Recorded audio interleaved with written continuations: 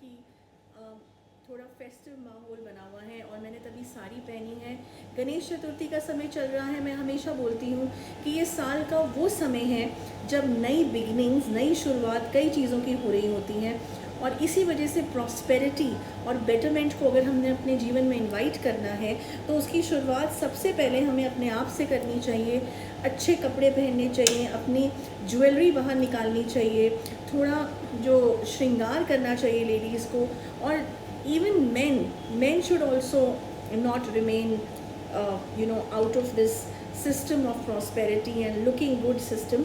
और ये समय ऐसा है कि जिसमें हम जिस तरीके का ऑरा अपना बनाना चाहेंगे वो उसकी एक नई बिगनिंग डेफिनेटली हो सकती है। घर में कैंडल्स लगाएं, अच्छी खुशबुएं लगाएं, ये सारी चीज़ें जो है ना, ये प्रॉस्पेरिटी को हमारे और नज़दीक लाती हैं, हमारे पूरे माइंडसेट को एक बहुत बड़ा एक रोल प्ले मोटिवेशन का भी देती हैं। ओके, तो टॉपिक से थोड़ा अलग स्टार्टिंग हो गई। जैसे कि टॉपिक का सबने स्टार्टिंग देख ली है कि क्या टॉपिक का नाम है, कि how to be a good astrologer. अच्छा, ज्योतिष बनने के लिए किन किन चीज़ों की आवश्यकता होती है, ये सवाल किया गया है। और ये सवाल क्यों किया गया है? क्योंकि बहुत से लोग आजकल YouTube पे ये देख रहे हैं कि नए नए लोग आ रहे हैं एस्ट्रोलॉजी में, बहुत यंग लोग भी आ रहे हैं, जिनको देख के ऐसा लगता नहीं है कि ज्ञान एस्ट्रोलॉजी का इनके पास है।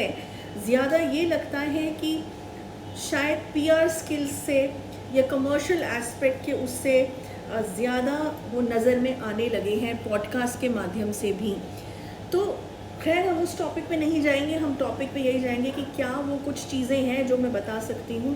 कुछ ही चीज़ें मैं बताऊँगी, सब चीज़ें तो of course it's not possible YouTube पे, कि जिसको करके एक अच्छा ज्योतिष बना जा सकता है। पहले तो मैं ये बता दूँ कि कुछ लोगों को इस चीज़ में बहुत एक कन्फ्यूजन है, कि सोचते हैं, एक मिथ है कि हमने सिर्फ पढ़ाई कर ली बेसिक एस्ट्रोलॉजी की किसी भी इंस्टीट्यूट से जाके और हम ज्योतिष बन गए। ऐसा नहीं है।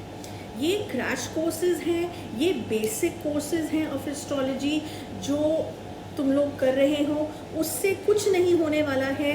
वो सिर्फ ठीक है, तुम ये समझ जाओगे कि ये ग्रहों की प्लेसमेंट है, ये इस तरीके का इतने घर होते हैं, बेसिक्स, ठीक है।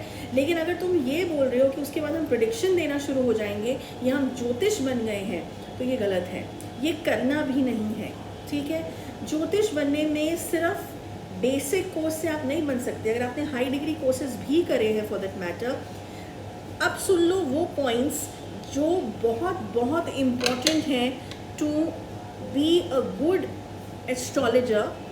सिर्फ बुकिश चीज़ों से नहीं, सबसे पहले अपने चक्रास को जो है एनर्जी देना हर साल बहुत इम्पॉर्टेंट है। उसके लिए 4 धाम यात्रा हर साल बहुत इम्पॉर्टेंट है। अगर प्रेडिक्शन के वर्ल्ड में आ गए हो, ओकल्ट साइंसेस के वर्ल्ड में आ गए हो, बिकॉज अलग अलग एनर्जीज़ को तुम टैप इन कर रहे हो। अलग अलग जब तुम कुंडलियाँ देख रहे हो तो उसमें भी एक एनर्जी सिस्टम है जिसको तुम फेस कर रहे हो, और उसको झेलने की क्षमता तुम में तभी आ सकती है पॉजिटिवली जब तुम्हारा पूजा पाठ का जो लेवल है वो बहुत स्ट्रॉन्ग हो, बहुत जिसको कहते हैं ना मजबूत हो। वरना हमने कई लोगों को ऐसा देखा है कि उनके घर में जो है खुद ऐसी चीज़ें होनी शुरू हो गई हैं जो आज तक कभी नहीं हुई है। प्रॉस्पेरिटी तो दूर की बात है, जितना सब कुछ था वो सब चीज़ें गंवाना वो लोग शुरू हो गए हैं, ठीक है। तो दिस इज़ समथिंग जो मैं बोलना चाहती हूँ कि जब तक क्षेत्रों में अलग अलग जो इंडिया में क्षेत्र बने हैं, शक्तिपीठ बने हैं, ज्योतिर्लिंगास बने हैं, वो किसी वजह से बने हैं, वहाँ की अपनी एनर्जी है। जब तुम वहाँ जाते हो, तुम जब तक करोगे, तुम मंत्र या नाम जप करोगे, तो इससे क्या होगा, तुम वहाँ की एनर्जी को अपने साथ लेके आ रहे हो, अपने पूरे बॉडी सिस्टम, ऑरा सिस्टम को एनर्जाइज करके आ रहे हो। वहाँ बहुत बड़ी पूजाएं कराने की ज़रूरत नहीं है, लेकिन कम से कम वहाँ पे विज़िट करो।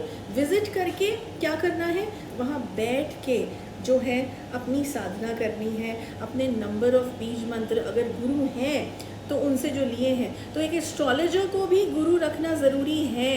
अगर, क्योंकि देखो साधना और तुम्हारी जो सिद्धि है, अब सिद्धि ज़रूरी नहीं है कि तांत्रिक सिद्धि हो, सिद्धि सिंपल, जैसे तुमने फॉर एग्ज़ाम्पल 108 बार या जो है 1001 बार जो है हनुमान चालीसा का जाप किया, पढ़ी मतलब, या कोई बीज मंत्र का जाप किया, लेकिन उन क्षेत्रों में किया जिनकी अपनी एनर्जी लेवल्स हैं, तो वो अपने में भी एक सिद्धि है।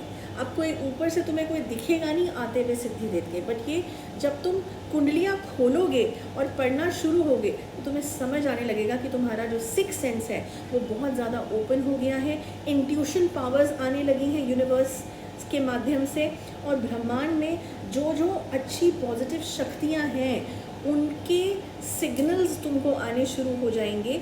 ये बहुत छोटा प्रोसेस नहीं है कि आज तुमने क्षेत्र विज़िट करे 1 साल और तुम मुझे आके बोलो गुरु दीदी आपने तो कहा था कि क्षेत्र विज़िट करें, हमें तो कुछ हुआ नहीं। ये एक अपने में तपस्या है, सालों की तपस्या है, लेकिन शुरुआत जब तक नहीं करोगे तो कैसे बात बनेगी, ठीक है।